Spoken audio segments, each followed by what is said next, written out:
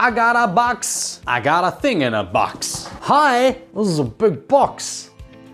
What's going on YouTube? My name is ADC Art Attack. His name is Bob. And welcome back to a brand new video. Now, I don't know what that was. I got this box sent to me by Artex. They are a sponsor of today's video. Artex, thank you. Love you. And they asked me if I would recreate one of my old drawings from 10 years ago. To which I said, I suppose, why do that to me? Why must I go down the rabbit hole of my classic art? But they supplied me with something that I could use to do that. Where's my knife? They also put the world's most sellotape on one box. Artex, what? Why so much tape? I don't know where to open this from. It's just kind of like, I don't know if that is an opening. I don't know what I've done here. No, I've not done anything. That doesn't feel like it was supposed to be done like that. No. All right. There's so much stuff in here. I can't use the top camera to show you because it's like just, this box is too big. So we have a sketchbook. Very nice. They gave me two.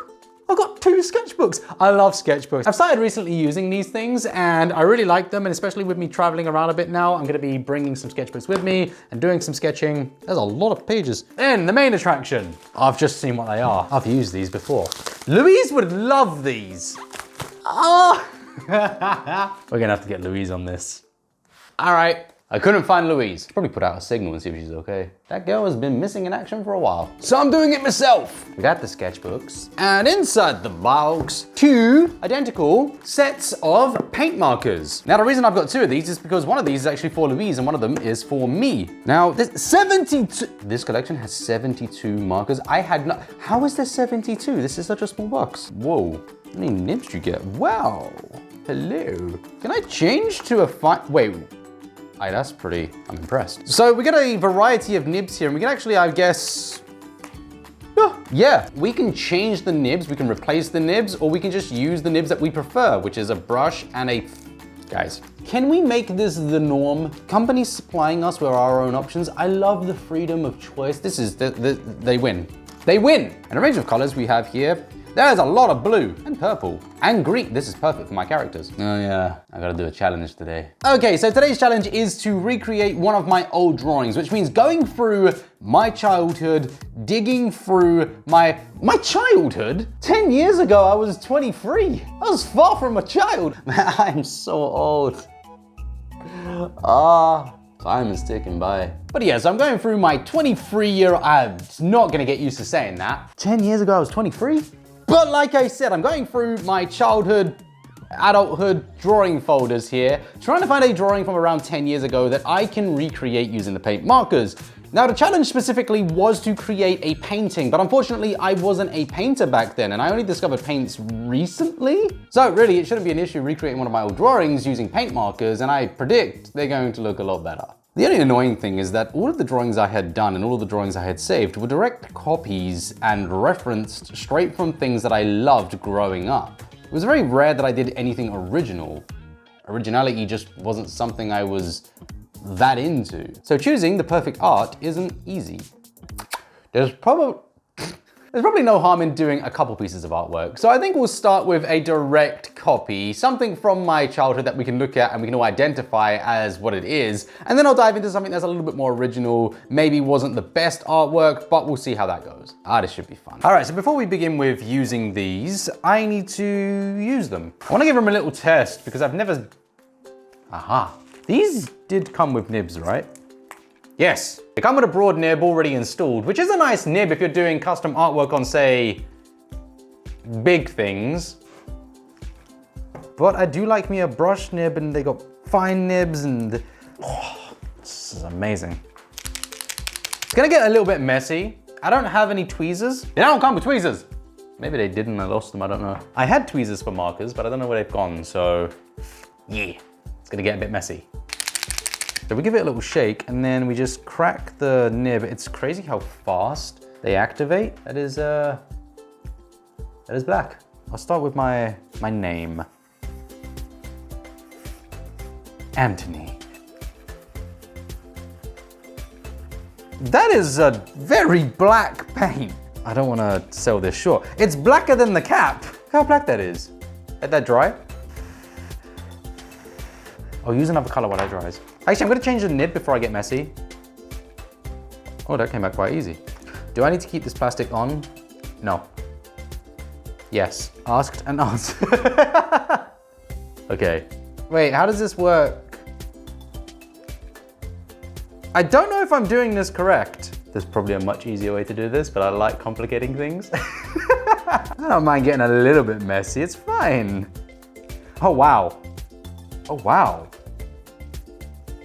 That works a lot better than I actually expected. I didn't expect it to be bad, but I haven't even let it flow the entire way through the nib, but the nib is nice. It's like it's got a little bit of flexibility to it, but it's not too much. It's still rigid, but it does bend just a little bit on the end, giving you a really nice alcohol marker type feel. This is nice. Wow. Huh? Hi, Deadpool. I want to try it with no plastic and just see what happens. Does it work? Does that work? Oh, it's working. Look at the coverage of this. If I go over these white areas that I had done before, just look at the coverage. This is incredible. By the way, if you're wondering why I don't read the instructions and why I don't figure out things properly, I try to put myself into the mindset of an amateur or a new artist, somebody picking up something for the first time in their life. How would they approach it? I just like things that are accessible. And I apologize to Artex if this is not the way I'm supposed to be using it. Respectfully, I think it's better that you leave people to figure it out, but that's just me. I have ADHD. Okay, I'm gonna stop testing because there's no reason to bore you with that. I think did they get heavier or did I get weaker? I think we all know these are pretty fantastic. By the way, if you want to get them, there are links down below in the description of this video. Probably a good idea to get them. All right, let's do this. So it is time to dive in to the actual part of today's video, the redrawing or recoloring of one of my childhood drawings.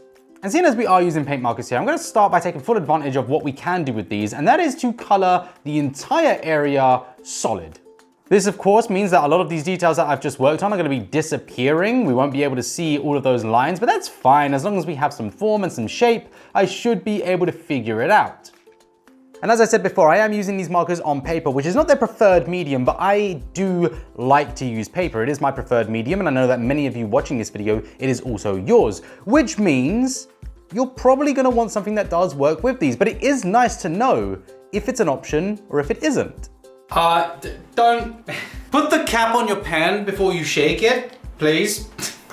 I'll use that later. With the base colors done, it's time to move on to adding some of those extra details now, the shading firstly. And I'm gonna go for the most simplistic type of shading that you can possibly do, and that is cell shading. I think that the strength of paint markers is their ability to layer color. It is the color's vibrancies and of course the ability to layer on top of pre-existing colors that makes these shine amongst all other products. While blending may be possible, you do run the risk of completely damaging one of the nibs and the colors of the paint you're currently using. So I wouldn't recommend using these for any type of blending. But as I say, and I really want to re-highlight that point, just because they are not made for blending doesn't mean that they can't blend. It's just that I don't see the point in using this product for something like that.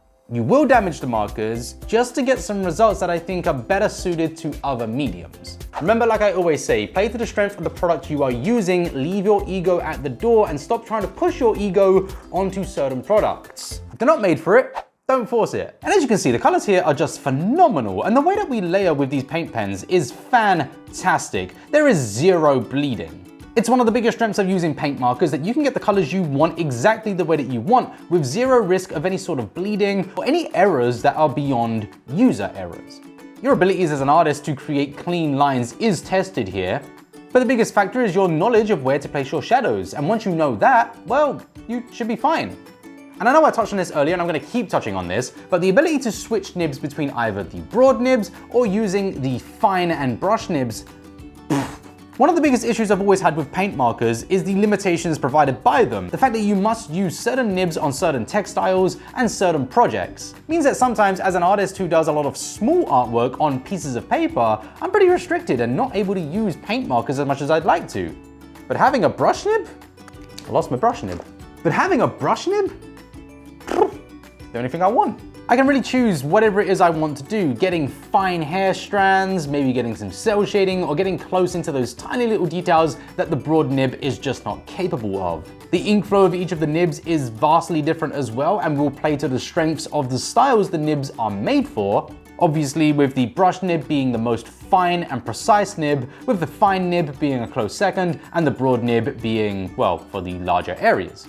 And all in all, it's been a lovely trip down memory lane redrawing one of my classic artworks. This is something that I created when I was a little bit younger, starting out as an artist, or starting out as a career artist at least. And while my skills haven't massively improved over that time, and sure, had I been using a medium better suited to my art style, maybe the results would have been far greater. But I'm not interested in being a great artist, I'm interested in having fun. I'm interested in being able to create artwork at a leisurely pace and in a creative space that is comforting and enjoyable. Did I have fun today?